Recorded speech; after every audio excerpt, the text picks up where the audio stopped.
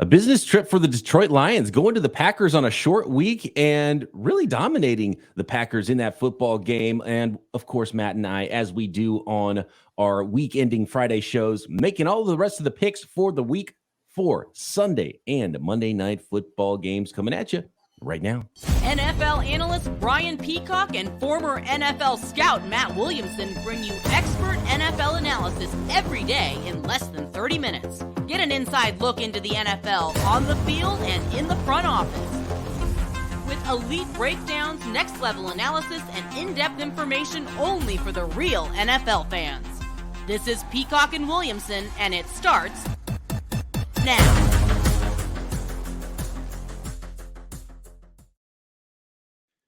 Welcome to the Peacock and Williamson NFL Show. Brian Peacock alongside Matt Williamson at BD Peacock at Williamson NFL. Thanks everybody for making us your first listen on the Locked On Podcast Network, your team every day. Shout out to all the everydayers. Make sure you are subscribed like those everydayers are on YouTube and everywhere you get your podcasts. Today's episode of P&W brought to you by Gametime. Download the Gametime app, create an account, and use code LOCKEDONNFL for $20 off your first purchase. Last-minute tickets, lowest price, guaranteed.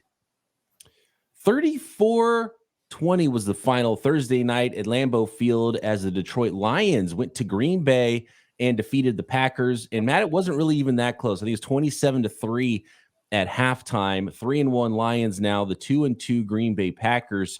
Looking at the stat book, the big story is David Montgomery and his 121 yards on the ground and 3 touchdowns being the big one. But to be honest with you, Matt, I think the biggest story for me was just how much the Lions dominated the Packers up front, really on both sides of the ball, which led to all the rushing success for the Lions offense and led to 5 sacks versus Jordan Love and that Green Bay Packers offense.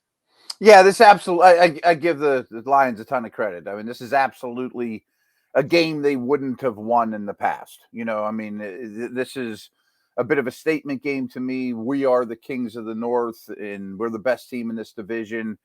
And you're right. I mean, the line of scrimmages, Hutchinson, Penei Sewell, we know that O-line is really good, was very impressive. And they got out early and just kept running Montgomery, even though he's coming off injury. 32 carries, 3 touchdowns, kind of that Jamal Williams near the goal line, stat line that fantasy owners are eating up, I'm sure. But even some smaller things about this team. Like, I was really worried with when the season started that it was Amon-Ra St. Brown and not enough in the way of other receivers. And Jameson Williams is still looming out there. We talked about Sam Laporta on Locked On Dynasty this week. I think he's going to be a star if he isn't already. And then Josh Reynolds does enough. So Goff is playing quite well. And Green Bay ran for 27 yards in this game. And like you said, they were down 27-3 at the half. I just want to talk about Jordan Love for a minute. So when the season started, preseason was in the books, I said several times, Kenny Pickett and Jordan Love are the 2 young quarterbacks I feel most sound and most confident in. Well, what do you know, Williamson? I mean, the league changes so fast week to week. To think these young quarterbacks are out of the woods as young and as inexperienced as they both were was crazy by me. And Love, is he streaky? I mean, like the end of games, he's been the last 2 weeks before this game, he was either really good or really bad, you know, and then in this game started really slow. And then in the second half, showed signs of life. So is that just a young thing, or is that what he is? I'm not sure yet. I mean, it's in the scouting report from college too. True. Hot and cold sort of a player, and you know he's never been super efficient. So maybe that's just who he's going to be. But I kind of give Jordan Love a pass in this one because of how often his offensive line was beat. I mean, the left side was extremely rough for the Packers. And Zach Tom, who's been, you know, their rock with David Bakhtiari out on the right side of tackle, he was, I don't know what percent he was, but he was clearly, he might not have played if they had a full offensive line, but, you know, he was still playing and trying to play through an injury there. 6 pressures, 5 pressures, 5 pressures, 4 pressures, 2 pressures. Those are the starting offensive linemen for the Packers against the Lions. I mean, you can't allow 22 pressures. Jordan Love was basically under pressure for half of his dropbacks in the game. Yeah, no, you're right. I mean, there's no denying that. And the Lions held the ball for almost 38 minutes, and they did control the tempo in a big way. It's funny. I'm just scrolling through the box score here. I never look at tackles. Quay Walker was credited with 19 tackles in this game. Yeah, that adds up. He was all over the place. Well, it happens too when a team's got a lead and runs the ball 43 times, and which the Lions did. I mean, it's just so stark when you look at the team rushing totals. 43 carries for the Lions offense for 211 yards and 3 touchdowns, and for the Packers, it was 12 rushes for 27. 2 of those were from Jordan Love. Yeah, and now the Lions get a nice, you win a division road game on a super short week, and now you get to relax and have a nice long week. They're in a great spot right now. Absolutely. A little worried about the Packers front, though. David Bakhtiari going on IR. Season probably done. Apparently, he's going to have another knee procedure. Hasn't really ever been back to full health since his ACL a few years ago. And I wonder if his career's over. Career ender. It doesn't sound like he wants to retire, but could be a Packer ending thing for him because he's got one more year left on his deal. I don't know if they'll want to pay his money. Can they restructure that, figure that out? Or is he a cut candidate and then becomes a free agent and maybe joins Aaron Rodgers somewhere or, goes, who knows?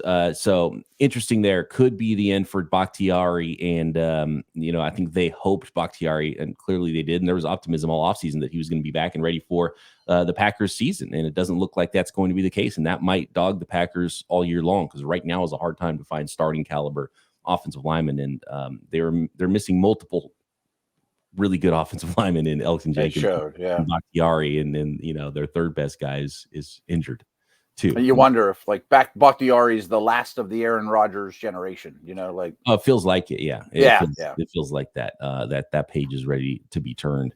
And the Lions line is really good, and Jared Goff didn't have to do a lot. He was 19 of 28, 210 yards passing, a touchdown, a pick.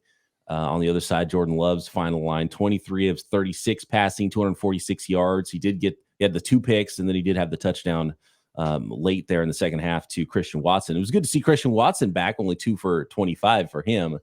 Romeo Doubs led the way with 9 catches there, but that was, it's one of those one-dimensional games too when you just look at how this played out, because Lions go up big and now they're just running the heck out of the ball, and now the Packers have to throw the ball. And then the pass rush pins their ears back against a beat up offensive line and a bunch of backups in the offensive line. It's just a recipe for disaster for the Packers. Real quick, our buddy Coach Lamers on X Twitter or whatever you want to call it asked us Rashawn Gary or Aiden Hutchinson, and I'm glad he did because Gary looks like the force he was before that bad injury, and what a nightmare he is. It's one of the bright spots for sure. But I was a little down on Hutchinson after his rookie year. I thought he was a little more hype than real substance. I think he's noticeably better this year, that he's taken a big step forward.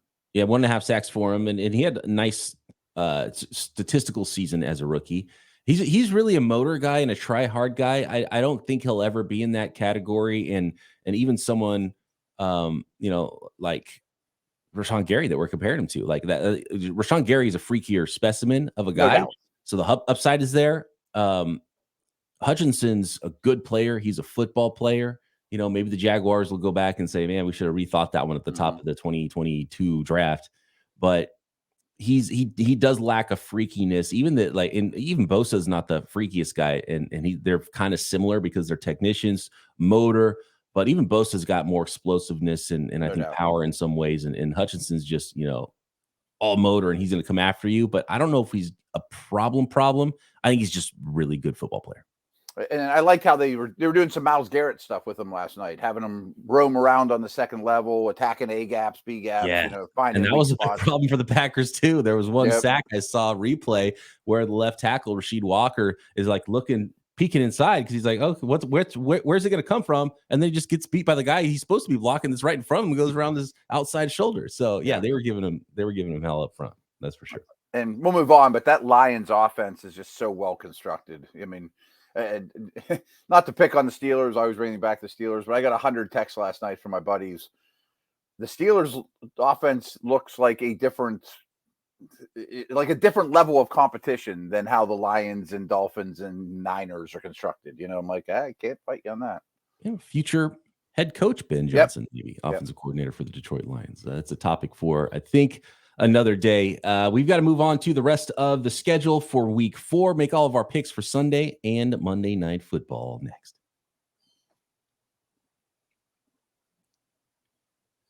Today's episode of Peacock and Williamson is brought to you by DoorDash.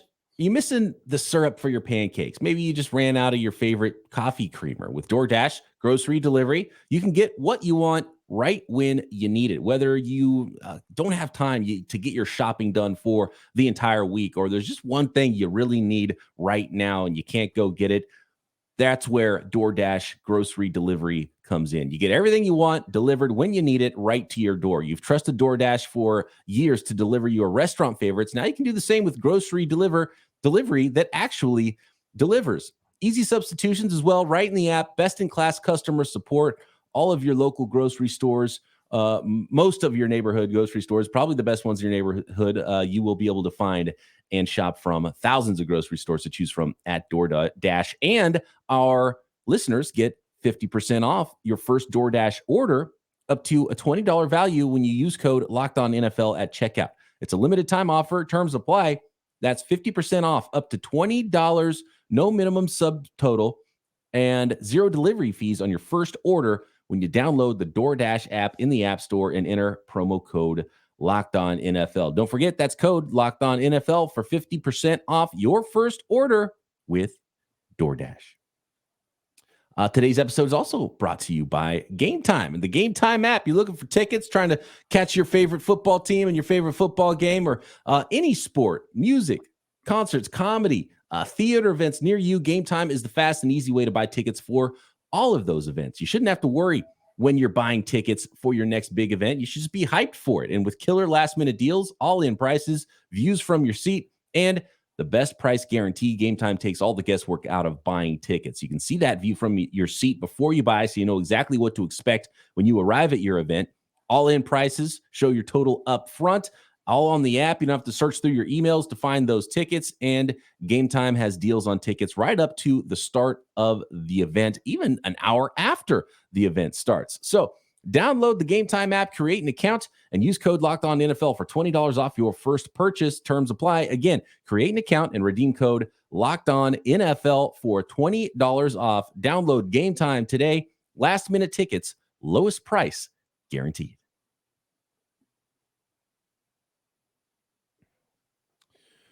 Here we go, Matt. And for those of you wondering about some of the picks we made in our 6-pack, I'll go through those really quick because we already made some picks, 6 of our Sunday picks on yesterday's show. And Matt, I think counting Thursday Night Football, I think I had the Packers, which was very wrong. You had the Lions. I think you picked all of the away teams in our 6-pack. Oh, I didn't notice that. Over Bills, is that right?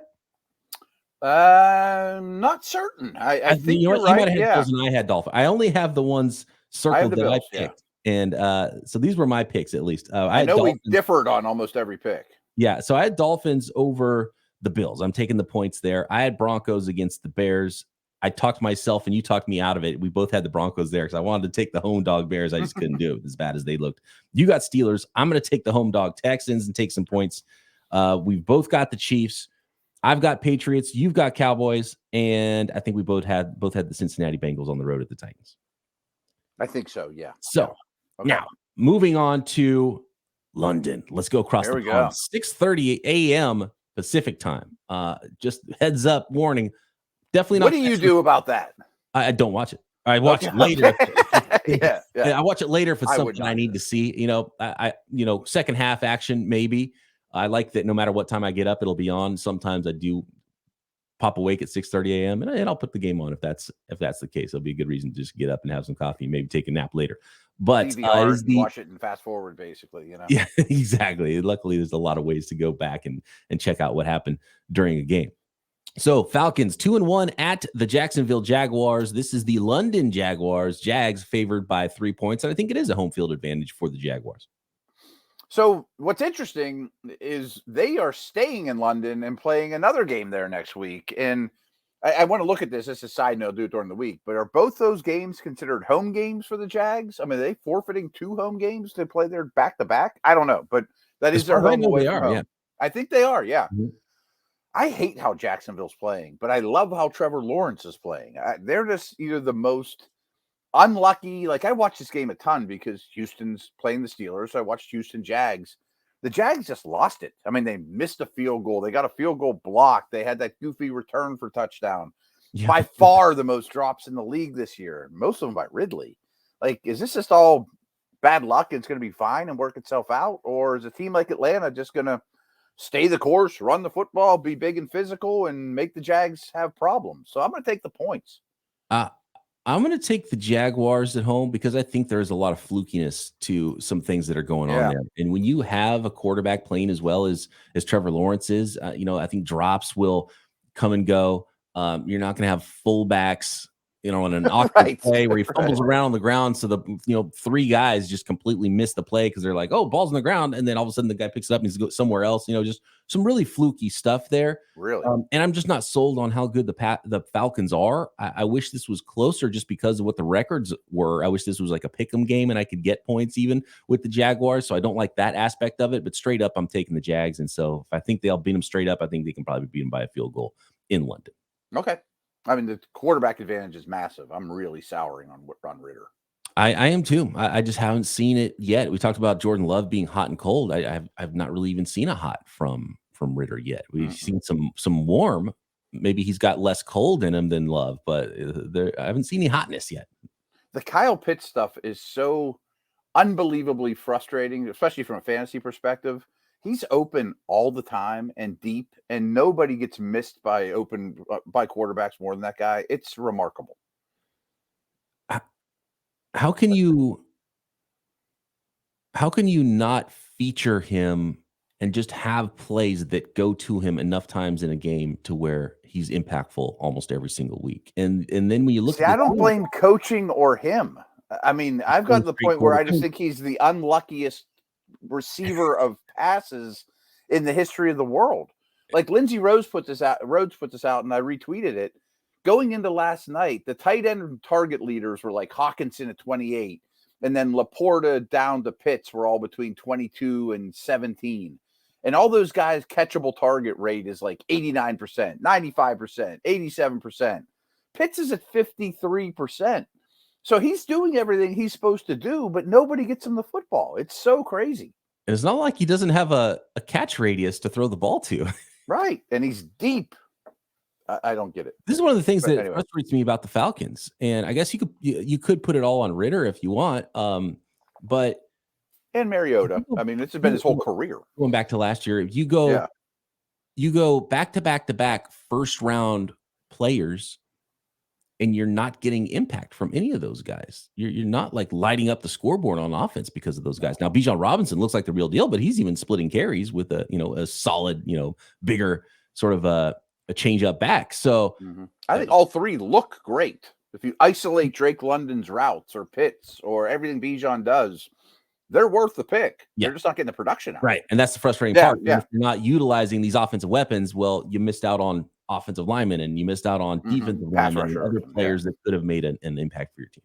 Maybe a quarterback. But we'll see. 2-1 Falcons. It's working okay for them right now. I do think there's a bounce back and some positive regression, I guess you could put it, within the luck factor, in the luck category for Trevor Lawrence and the Jaguars, unless maybe they're just going to be that team and disappoint all year long. Maybe. How about the Baltimore Ravens at the Cleveland Browns? 2-1. This is for first place in the AFC North. I feel good about the Browns winning this game, to be honest with you. Their defense is exceptional. The Ravens look like they're really banged up in key spots. I mean, both safeties, it looks like Williams is back, Humphrey's out. The left tackle and the center look like they're returning, but Bateman and Beckham are now out. Running back injuries left and right. I think the Browns are in a much better place at home. I'm taking Cleveland here. I have questions about both of these teams. I love how the Browns defense is playing, and I think it's going to be a low-scoring game. So for that reason, I do like the Browns, and I don't even have to give up a field goal at home. So, I think anything less than 3 in a game like that, I think I like it for the home team. But overall, I still think I like the Ravens more. I need to see Deshaun Watson put together some games and be like, okay, that can carry this offense without Chubb the rest of the way. He played his best game, but I'm with you. Put some games together. Mm-hmm. Where are we at? The Los Angeles Rams at the Indianapolis Colts. The 1-2 Rams at the 2-1 Colts. This is an even pick'em game right now. And by the way, all of our lines are referenced from FanDuel, America's #1 sports book. It's even pick'em, Matt. Who you got? Road Rams, home Colts. I'm taking the home team here. I mean, I think they're well coached. Their quarterback returns. I don't have a lot else on this one. I mean, I think that the Colts have adequate weapons. Rams are fine that way too, but I didn't love what I saw from LA last week. I think I think Minshew might give the Colts a better chance to win some games, possibly, but it's a lot more fun to tune in if Anthony Richardson. So that's that's why I'll be tuning in to this one. And the Rams are just they're under talented, and if you're going to hit Stafford as much as he was hit last week, and in that offensive line, you can get after him. So that's the key to me. If the Colts can generate that pass rush, then it's going to be a long day, and you take the Colts. But and since it's even, I will take the Colts because I think they're more talented top to bottom. But we've seen the stars show up for the Rams and make and do with the Puka Nakuas and the Tutus on that offense. So if Stafford can stay upright, they're going to be in games. So, I'm going to take the home Colts.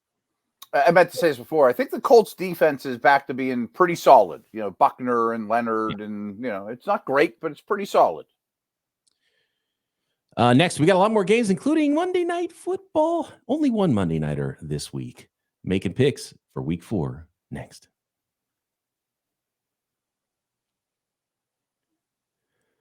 Today's episode of Peacock and Williamson is brought to you by eBay Motors. Our partners at eBay Motors have teamed up with Locked On Fantasy Football host Vinny Iyer to bring you some of the best fantasy picks each week, all season long, whether you're prepping for daily drafts or scouting the waiver wire. Every week, we're going to provide you players that are guaranteed fits on your roster. So let's see who Vinny has picked out for us in this week's eBay Guaranteed Fit Fantasy Picks of the week. And how about a bounce back for Jaguars wide receiver Calvin Ridley? Has the classic rebound and revenge opportunity in London in Week 4 Sunday matchup against his former team, the Falcons. Ridley has been very quiet in Jacksonville's passing game, but is getting open and had some drops. I think this is something they can clean up. Vinny from Locked On Fantasy Football thinks so too. The Jaguars will do a better job scheming him open across the pond and making his massive target volume from Trevor Lawrence count big time again for your fantasy team and for the Jacksonville Jaguars. So, wow, Locked On Fantasy Football helps you bring a fantasy championship home. eBay Motors knows a championship team is about each player being a perfect fit, and it's the same with your vehicle. With over 122 million parts for your number one ride or die, you can make sure your ride stays running smoothly. We're talking everything you need for your car. Brake kits, LED headlights, roof rack, bumpers, whatever your baby needs. My baby needed a fender flare. I found it on eBay Motors. There was a green check, so I knew it was the right part for me. Bought it, got here quick, slapped it on, and it was super easy, and I didn't have to spend hundreds of dollars going and getting that taken care of. I was able to fix it up myself. So it is guaranteed. eBay's guaranteed to fit your ride the first time, every time, or your money back. Plus, at these prices, you're burning rubber, not cash. So keep your ride or die alive at ebaymotors.com. eBay Guaranteed Fit, only available to U.S. customers, eligible items only, exclusions apply.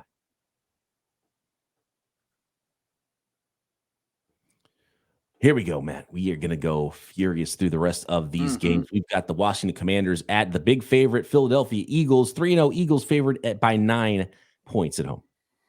I'm taking the Eagles here. They're running the ball so well. I expect some big plays from the receivers, even as Hurts kind of gets his feet under him with this new coordinator, and heard some things about, boy, they're like the most blitz team in the league.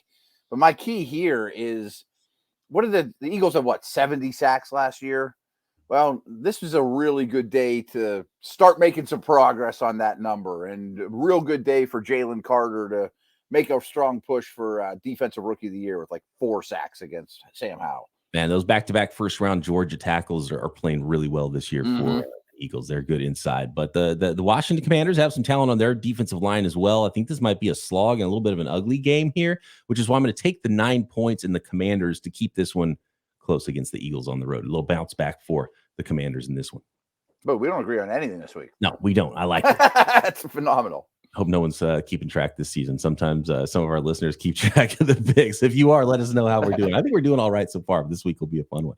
How about you go 50%? You know, we talked about the Bears and Broncos winless teams. Yeah. There's also the Vikings at Panthers winless. 0-3 Vikings at the 0-3 Carolina Panthers. Minnesota on the road, favored by 4. I hate the 4 number. You know, like, I understand both these teams have not won a football game, but I don't think they're in the same tier. I mean, Minnesota is not vying for the first overall pick. They've had some bad luck. They're a much better team, but I hate giving the home team here 4. I'm going to do it anyways. I'm going to take the Vikes. Well, I guess I got to go Panthers then. I'm going to take the points, and we'll see if Bryce Young can get on the board. It's looking like last I saw he's going to play, right? I think so. Yeah, I heard. Yeah. Here we go. Your fellow rookie CJ Stroud, the number 2 pick, got a W last week. It's your turn, Bryce. Go get a win at home against the Vikings that seemingly can't do anything except for throw the ball, which might be enough against the Panthers. But they've got some players on D too, so that'll be an interesting one. I fear the Panthers took the wrong one of those two, by the way. It's too early, but he's looking very ready. Like you like to see that CJ Stroud's scouting report is playing out for you on the field. That's got to make you feel really good if you're the Texans right now. Jimmy Garoppolo still in concussion protocol. So will it be Aiden O'Connell if he can't play? Will it be Jimmy G? Will it be Brian Hoyer for the Raiders? I don't know. They're at the Chargers. Raiders, one of the worst teams in the league. 5 points doesn't scare me off, Matt. Does that scare you off for the home Chargers? No, I really dislike the Chargers defense right now. Mm-hmm. But I saw the Steelers go through the Raiders defense without a lot of resistance. I can't imagine what Herbert, Eckler, and Allen are going to do this week. I mean, even without Mike Williams, they're going to score a lot of points against the Raiders. And they've got a first-round receiver, Quentin Johnston, to step in. They've got Joshua Palmer to step in. I think they're going to be fine. Wide receiver is not going to be their problem this week against the Raiders. Nope, I don't think so either. All right, we agree there.